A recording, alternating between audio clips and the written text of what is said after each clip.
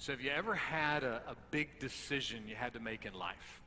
Big decision, not really sure what you were going to do. A big decision like graduating, from high school or college and having to figure out what's next. Big decisions in life. Well, just a couple of things I want to encourage you if you're in the middle of a big decision, whether you're a graduate or someone else. If you have a big decision right now, here's what I would encourage you to do. Just be sure you make a decision. Be sure you make a decision.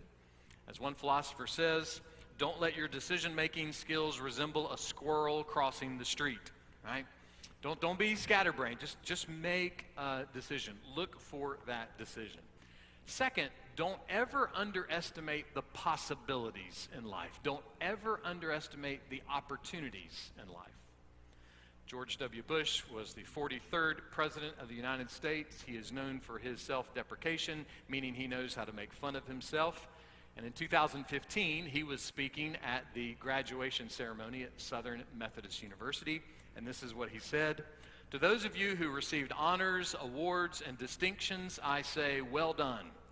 And to the C students, I say, you too can be President of the United States. Yeah. So don't hem and haw, don't bob and weave, don't popcorn and ketchup, don't do anything outside of making decisions. Make decisions. And don't underestimate the opportunities and the possibilities that you have in life. In fact, there is a way for you to make your opportunities great. In a sense, there is a way that you can make great decisions consistently in life. Well, how in the world can you do that? Well, you have to pursue greatness. What does that mean? Well, let's see if we can find out. Luke chapter 9, beginning with verse 46. The disciples of Jesus were having a heated argument one day, and we find beginning in verse 46 these words, "An argument started among them as to which of them might be the greatest." Who is the greatest? That was the argument they were having. Now, this is a very interesting argument for this moment in history. And I'll tell you why in just a second, but let's see if we can kind of step into it a little bit. What is your dream car? Your dream car, your dream truck, your dream motorcycle, whatever it is. What is your dream ride? Okay, got it in your head? Now, imagine that tomorrow you win that dream ride. You get it. And in addition, you also win a lifetime of free food at the International House of Pancakes, all right? Free ride, lifetime free food, International House of Pancakes, all right? I mean, there's nothing that can stack up to that prize, right? You knew it was coming. So you got your dream ride. You've got free victuals for life. On the next morning, are you going to ride a skateboard to the gas station to get a breakfast burrito that's been under the heat lamp for a week? No. And if you do, then we're worried about you. No, you're not going to do that. You're going to get in your new wheels and you're going to go to IHOP and you're going to get the Rudy Tooty Fresh and Fruity combo with 2 strips of bacon. Because the only thing better than 2 strips of bacon is 22 strips of bacon, right? I mean, you're going to get the combo. You're going to have a good meal and you're going to have a good ride. Well, it wasn't the IHOP of Nazareth, but Peter, James, and John had just had a pretty incredible moment. They had been up on a mountain with Jesus. And while they were up on the mountain, something that's really unexplainable, they saw Jesus. They caught this glimpse of his glory, his majesty, this radiance of his divinity. They saw something they couldn't explain. And they also saw Moses and Elijah. So, just a typical day on the mountain where you see 2 superheroes who'd been in heaven for 850 years. No big whoop, just a thing. So Jesus and Peter, James, and John, they come down off the mountain. They join up with the other disciples. And then the next day, after this incredible day, the next day, Jesus miraculously heals a boy that had a destructive, evil, strong demon. He cast a demon out of this boy. So, you have shiny Jesus up on the mountain, full of radiance and glory. And then right after that, you got mighty Jesus having authority over everything in the universe, including demons inside of a boy. And in the middle of all of that, that's the moment that the disciples said, hey, wonder which one of us is the greatest. Wonder which one of us is the greatest. Bless their hearts. I mean, that's like riding your skateboard to the gas station for a week-old burrito. It doesn't make any sense. But that was the discussion. I mean, you'd think at least one of them would say, hey, I'm spitballing here, but maybe Jesus is the greatest. I don't know, could be wrong. Maybe it's Jesus. But they missed it. How? How could they miss it? How could they miss the magnitude of the majesty of Jesus? How could they miss the radiance of Jesus? How could they miss the greatness of the Son of God? How could they end up in an argument about themselves in that moment? How? Well, maybe it was jealousy. Maybe it was just pure jealousy. Maybe Peter was bragging about being up on the mountain. Oh yeah, we were up on the mountain. I was there, yeah. I got Elijah's autograph. I'm getting ready to post my selfie with Moses. Man, I was there. And the other guys are like, well, hang on, wait a minute. Why weren't we there? Well, why didn't Jesus take us? Why were we left out of Mountain Palooza? Why were we left down here? What happened? Why are we left out? Maybe the disciples were looking around and they were a little jealous. Or maybe there was a lust for power. Maybe that's why they ended up in this argument, because there was a lust for power. Look, the disciples were no different than anyone else. Everybody in the world heard about this Messiah, and they thought, oh, this is great. The Messiah, he's going to come. He's going to be this great king. He's going to make everything right. He's going to come and end the Roman Empire. He's going to give us freedom. He's going to start this new kingdom. Everything is going to be great. Everything is going to be fantastic. The disciples thought nothing different than anyone else. And now here they are on the heels of this amazing thing, this radiance of Jesus, this mountaintop experience unlike any mountaintop experience. And so they're now looking at the situation. They see Jesus heal this boy, and they go, well, okay, yeah, this is what I'm talking about. Now everything's coming together. Jesus is breaking out of his shell. He's starting to do his thing. This is what we've been waiting for. And now, here come our promotions. Maybe it was a lust for power. Maybe it was a lust for position. Maybe they started thinking, hey, who's going to be in charge? Who's going to be starting quarterback? Who's going to get the corner office? Who's going to be the chairman of the board? And their minds start chasing all these different directions in this moment of excitement. So maybe their argument started because they had this sudden lust for power and position, for someone to be in charge, and for it to be them. Might have been lust for power. It might have been a desire for special privileges to be on the in, or it could have been jealousy. It could have been one of those two things. But here's the thing. At the end of the day, all arguments have the same reasoning behind them. All arguments. And here's the reasoning. In the New Testament, James says this in James chapter 4. What causes quarrels and what causes fights among you? Is it not this, that your passions are at war within you? You desire and you do not have, so you murder. You covet and cannot obtain, so you fight and you quarrel. Arguments start because somebody's not getting their way. Doesn't matter where the argument is. At home, at work, at church, with the disciples of Jesus, it doesn't matter. Anywhere and everywhere we go, the question is being asked all the time. Hey, who's the greatest? Who's the greatest? My way is better. My music is better. My plan is better. My politics are better. My theology is better. My Italian cream cake is better. Now, I wouldn't mind being the judge of that, so you can drop off your entries in my office anytime this week, and we'll decide who has the best Italian cream cake. No problem. I'll be in charge of that. These were grown men. These were grown people arguing about how important they were. They were arguing about who was the most important. You know what's great, though? I am so glad that today, when we turn on the TV, when we listen to talk radio, when we go to our political websites, when we go to church meetings, we never see anything like this ever, right? We never see anybody trying to say that they're the greatest or they're the most important or their ideas are the way to go. We never see that, right? Grown men who, by the way, were the first leaders of the church. These are the first Christian leaders, and they were arguing about which one of them should be in charge.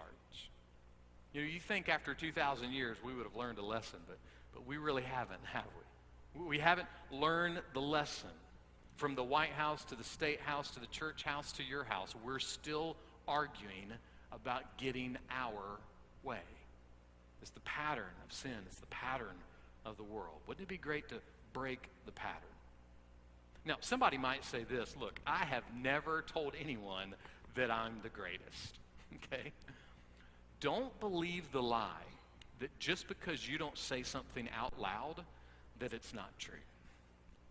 See, when we look at our lives, we'll see this concept of wanting to be the greatest. We could look at home. The way being the greatest sounds at home, it sounds like this. Well, why do I have to take out the trash? Well, why did she get new shoes? Why is it that he gets to go to the beach? And why does she get to go to the lake? And why does he get to go golfing? Our claim to be greatest at school sounds like this. Well, why does she like him? Why does he always make the A's? Why does she always get picked? Why am I always riding the bench? Down at our local voting precinct, you know what the greatest sounds like? It sounds like this. Why can't the Democrats just realize that they're crazy? And why can't the Republicans just chill for a minute? That's what the greatest sounds like there. And in church, what's the greatest sound like at church? Well, at church, it sounds like this. Well, why don't they sing the music that I like? And why are they in charge of that? How come I haven't been asked to be a teacher? Don't they know how long we've been members? Anywhere and everywhere we go, home, work, church, school, in the line at the grocery store, who is the greatest is always around. It's around us, and sometimes it's in our hearts and in our minds. This question of who is the greatest and who is the greatest is just another way of saying that we are being self-serving and self-centered. We desire and we don't have, so we try to get, whatever the get might be. So selfish, self-centered, and self-serving. That's how we are. But here's the deal. We're in good company because that's exactly what's happening with the disciples of Jesus. They're in this argument about who the greatest is. But something interesting happens in the middle of the argument. Verse 47. But Jesus, knowing what they were thinking in their heart, woo-woo, Jesus heard them. Jesus wasn't in the conversation with them. They weren't having this argument with Jesus. Maybe they had stepped into the local coffee joint and they were sitting around having coffee and talking all this out. And Jesus was still out in the street, healing people. But they weren't all in the conversation together. But Jesus still knew what was going on. He wasn't that far away. He heard them arguing over who was the greatest. And how did he respond? Did he step up and stomp his foot down and give them a lecture? Did he do this kind of power pout where he just walked out in front of them, away from them, and wouldn't have anything to do with them the rest of the day? Did he tell them just to go back home, he'd find some better disciples? No, that's not what he did at all. What did he do? Look at the next part of verse 47. But Jesus took a child and stood him by his side. Jesus was going to use this argument, this moment of selfishness, to help them see a picture of God's truth. And the way he's going to do that is to bring a child to come up and stand next to him. Now, at first glance, this doesn't seem to be a really big deal, right? I mean, there were always families around Jesus. There were always kids around Jesus. I mean, Jesus was gregarious. Jesus was kind and encouraging and helpful and healing. Anybody of any age would want to hang around with Jesus. So it's not strange that there would be a child in the midst of this conversation. But think about how we think about kids in these days. You know, one of the quickest ways that you can make somebody really angry? Say something bad about their kids or grandkids, right? I mean, that'll work. You know, you'll get them angry really fast, you know. Likewise, if you want to appeal to someone, if you want to win somebody over, say something good about their kids or their grandkids, right? I mean, it has an impact immediately. Neither one of those attitudes existed in the ancient world. In the time that Jesus lived, children were looked down upon. The notion that it's okay if they're seen, but they shouldn't be heard.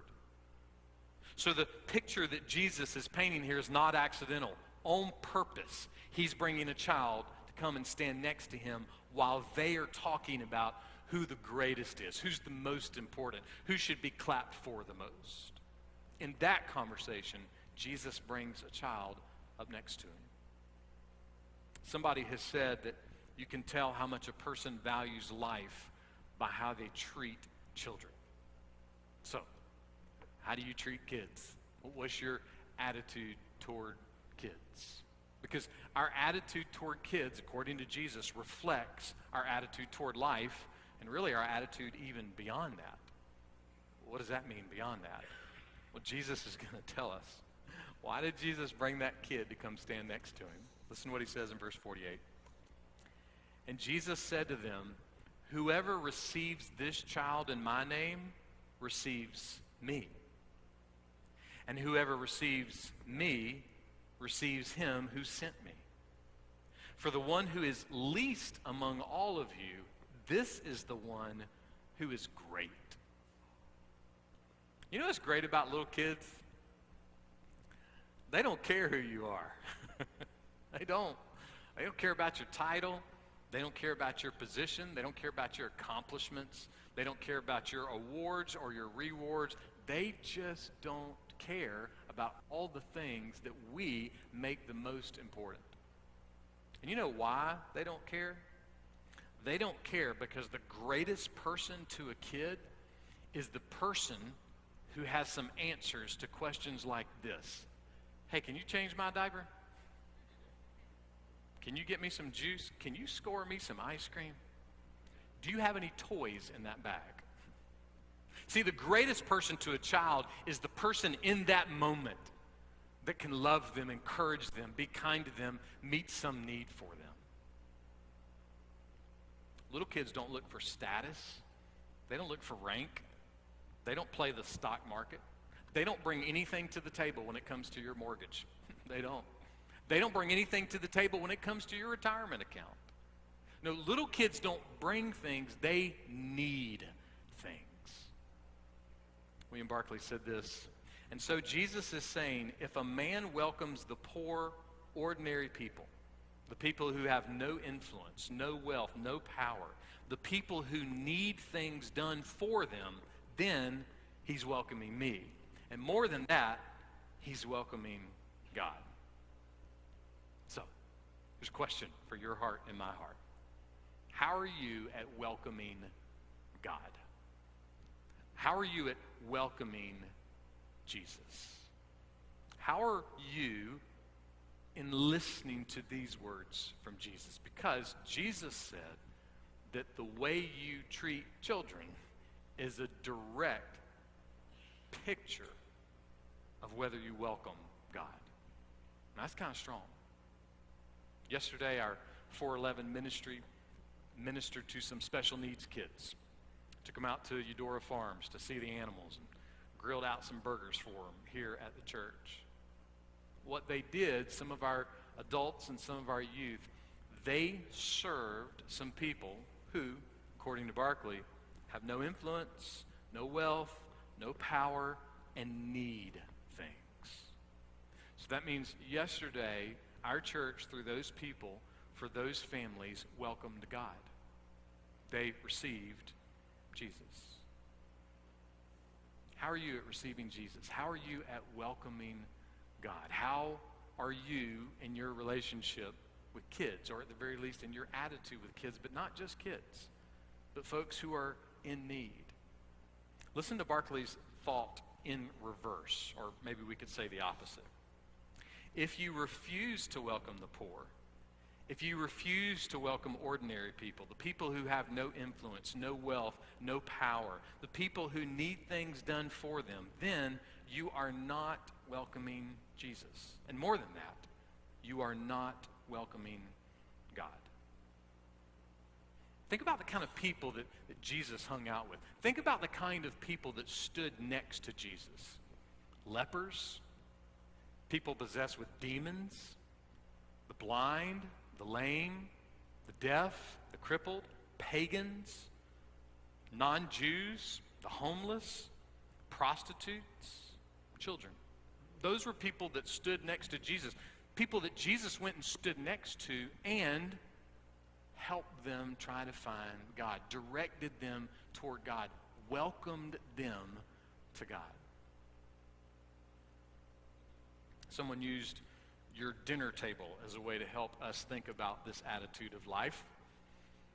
Imagine that you get a call from one of the disciples of Jesus. Let's go with Bartholomew. We don't talk about him a whole lot. Let's just say that Bart is the advance man for Jesus. Okay? He's the guy that sets up all the plans for the next village that they're going into. And Bart gives you a call and says, hey, Jesus would like to come have dinner at your house on Friday night. Now, what are you going to do? You're going to make the place spick and span, right? You're going to pull out the china and the nice stemware. You're going to maybe go to the community symphony and hire some college students to come play some dinner music for you. You might even break out the fresh, rich Colombian coffee, you know? I mean, you might really make it happen. You might make a great meal yourself, or you might have the best caterer in town come in and put on a marvelous spread, but you are going to do it up. You're going to do everything you can to make that night good and helpful and special. So Jesus turns to his disciples and he says, if you guys aren't willing to go to that same kind of trouble for a bratty toddler or an acne-faced teenager or any other person on the planet that does nothing for your bottom line, any other person on the planet that can't repay you, that can't give you a shout out on social media, that can't do anything to bring you attention. If you can't do that for anyone, then Jesus says you are showing that you have not received me. That's such a strong statement. You would think that Jesus would pad it a little bit, but he doesn't. They were arguing about who was most important. They were arguing about who was the greatest. And Jesus said, look, if this argument is about you having position, about you being recognized, about you having a plaque somewhere, about your name getting printed somewhere, about people clapping for you somewhere, if this is about you getting recognition, then you are only proving that you don't know me. You're only proving that you haven't received me, that you aren't welcoming God. So graduates, you are in a season of life where maybe you're thinking, man, what am I going to do with my life? You're not thinking about being the greatest, you just want a job, You're not thinking about being the most important. You're just hoping something works out, that you get into a college, that you get a job, that something good happens. You're just thinking, man, what am I going to do with my life? To encourage some of you graduates, some of the rest of us are still in that conversation too, right? There's a lot of adults asking that same question. Now, what we'd love to hear you say is, what does God want me to do with my life? And that question, I have an answer for you. I can't tell you where to go to school or where to work or who to marry or what kind of car to buy. I can tell you, skip the week-old burrito, okay? Just go to IHOP. But if you're looking for an answer to the question, what does God want me to do? I got an answer for that. Here's what God wants you to do. He wants you to stand next to Jesus. That's what he wants you to do. He wants you to stand next to Jesus, and he wants you to follow the lead of Jesus. So how does Jesus lead? What does the leadership of Jesus look like? This is what the leadership of Jesus looks like. Be kind. Be fair. Treat other people the same way that you want to be treated. Love other people the same way that you want to be loved. Don't think too highly of yourself. And make God the most important focus of your life. That's what God wants you to do. Without a doubt, that's what God wants you to do. Now, let's circle back to the first question. What does it mean to pursue greatness? What does pursuing greatness look like? When you think of the great men and women of the world, people who've done great and wonderful things on this earth as leaders or as servants, when we get a picture of all of that, how do we whittle down an answer to the question, what does it mean to pursue greatness? Well, we have to have this caveat. You can be one of the greatest leaders this world has ever known and step into eternity separated from all that is good and great and holy. Being a leader here is fantastic, but it's partial. It's not eternal. So when we say, how do you pursue true greatness? We cannot just look at the men and women who have led well on this earth. We have to look at the one that has led well on earth and leads perfectly on earth and leads perfectly in eternity. So with that in mind, how do you pursue greatness? Here's how. Stand next to Jesus and follow his lead. Stand next to Jesus and follow his lead.